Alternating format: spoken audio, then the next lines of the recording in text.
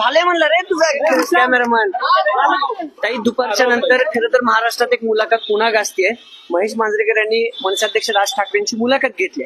त्या मुलाखतीचा प्रश्न असा होता की महाराष्ट्राच्या हितासाठी तुम्ही दोघांनी बंधूंनी एकत्र यावं का, असं तुम्हाला वाटतं का? त्यावर राज ठाकरेंनी जे उत्तर दिलं की महाराष्ट्र आमच्यापेक्षा खूप मोठा आहे, एकत्र आलं तर आनंदच होईल. जो वाद झाला होता तो किरकोळ होता, त्यानंतर बऱ्याचशा गोष्टी गेल्यात, आता हितासाठी माझी तयारी आहे पण त्यांची तयारी आहे का? राज ठाकरे असं म्हणाले की आमच्या वादापेक्षा महाराष्ट्र मोठा आहे, ही त्यांची लाईन होती. आणि माझ्यासाठी ही एक अतिशय गोड आणि आनंदाची बातमी आहे.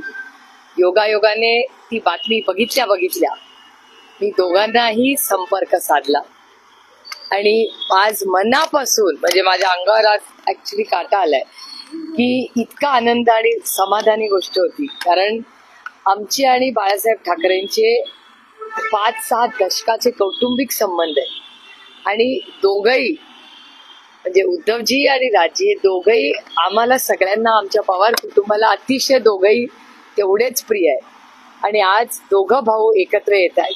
मला असं वाटतं आज बाळासाहेब हा दिवस बघण्यासाठी असते तर आम्हाला सगळ्यांनाच खूप आनंद झाला असता. महाराष्ट्राच्या हितासाठी आणि कुटुंबासाठी दोघं एकत्र येत असतील तर मला असं वाटतं हा महाराष्ट्रातल्या इतिहासातला राजकीय आणि कौटुंबिक दिवसातला एक सोनेरी दिवस हा आमच्या सगळ्यांसाठी. उद्धव ठाकरेंनी काही अटी घातल्यात ते म्हणतात ज्यांनी कोणासोबत उठावं, कोणासोबत बसावं, कोणाच्या पंक्तीला जावं, हे जर ठरवलं त्याच्याबद्दलची भूमिका घेतली तर आम्ही त्यांच्यासोबत जायला तयार. असं दोघांचेही मी स्टेटमेंट तुमच्या कुठल्या चॅनलवर ऐकलेले नाही.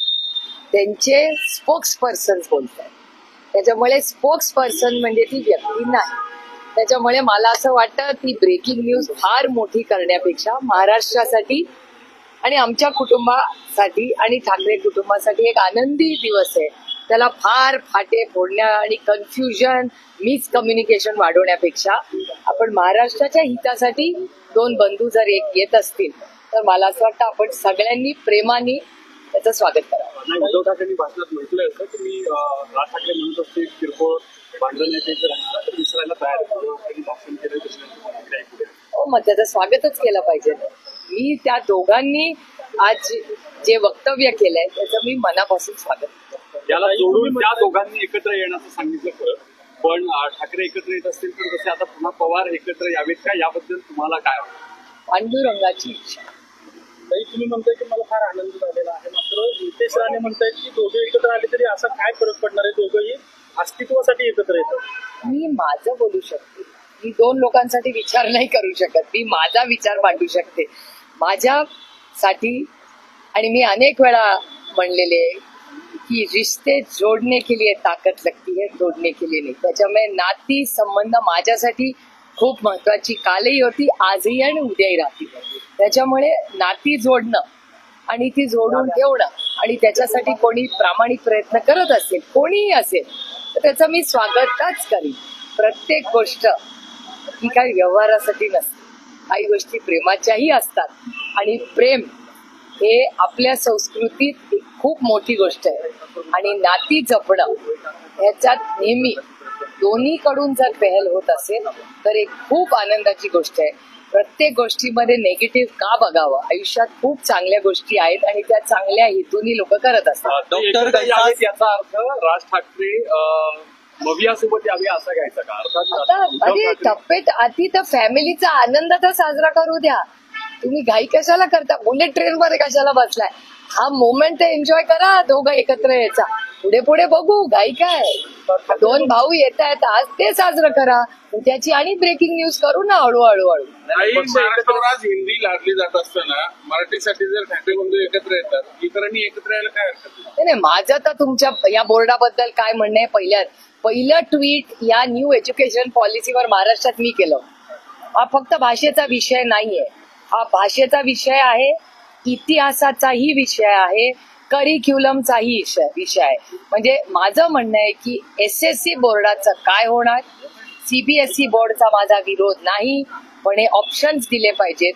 SSC बोर्डामध्ये मी पुन्हा तेच रिपीट करते, पुन्हा तेच सांगते की SSC बोर्डाचा असरचा रिपोर्ट गाववाडी वस्तीचा फार काय सगळ्या देशात उत्तम आहे का, तशी परिस्थिती नाही.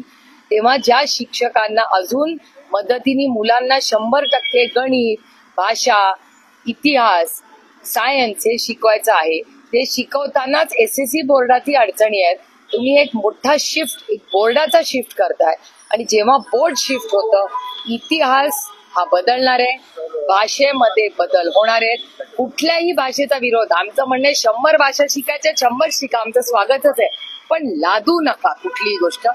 पालकांना ठरू दे की आपल्या मुलांनी कुठली भाषा शिकावी. त्याच्यात पालकांना वाटत असेल 5 भाषा शिकवा, जरूर शिकवा, तुमची मुलं आहे, तुमचा अधिकार आहे. काही दिनानाथ मंगेशकर रुग्णालय प्रकरणी मोठी बातमी समोर येते. डॉक्टर गायसास यांच्यावरती अलंकार पोलीस स्टेशनमध्ये गुन्हा दाखल करण्यात आलेला आहे. सध्या प्रक्रिया सुरू आहे सांगितलं जाते, परंतु गुन्हा दाखल जवळपास झालेला आहे. पुणे पोलिसांनी एक पाऊल पुढे टाकलं पाहायला मिळतंय. मी त्याचं मनापासून स्वागत करते, कारण ज्या पद्धतीने सरकार काहीच करत नव्हतं, तेव्हा माझे सहकारी प्रशांत दादा जगताप यांनी कोर्टात जायचा निर्णय घेतलेला आहे. कारण का सरकार काही हालचालच करत नव्हतं. काही लोक तर फार क्लीन चिट पर्यंत पोहोचले होते. हे अतिशय दुर्दैवी. एका महाराष्ट्राच्या लेकीची हत्या झालेली आहे आणि या हत्येला इतका हलक्याने आपण घ्यावं.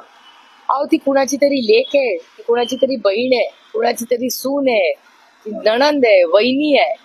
असं नाही हो चालत. माणुसकी राहिलीये का नाही या समाजामध्ये आणि या सरकारमध्ये? लाडकी बहीण योजनेचे 2100 रुपये मिळणार की नाही हा एक प्रश्न आहे. अजूनपर्यंत ते मिळत नाही. मात्र लाडकी बहीण फक्त मतासाठी होती का, असा प्रश्न एक आता उपस्थित केला जातो. आता याचं उत्तर सकाळी या सरकारमधल्या एका वरिष्ठ मंत्र्यांनी दिलेलं आहे, त्याच्यामुळे त्याच्यावर वेगळं मला काही बोलायची गरज वाटत. ठाकरेंबद्दलचा मुद्दा आज राजी और उद्धव जी ने जो दोनों तरफ से आज पहल हुई है, उसके मैं तहे दिल से स्वागत करती हूँ. और आज सिर्फ एक कमी रहेगी, आज बाला साहब और हमारी ताई जी दोनों अगर होते, मीना ताई और बाला साहब आज होते, तो उन दोनों को बहुत अच्छा लगता. थँक्यू. आमची व्हिडिओ बातमी आवडल्यास लाईक, शेअर आणि समांतर चॅनलला सबस्क्राईब करायला विसरू नका.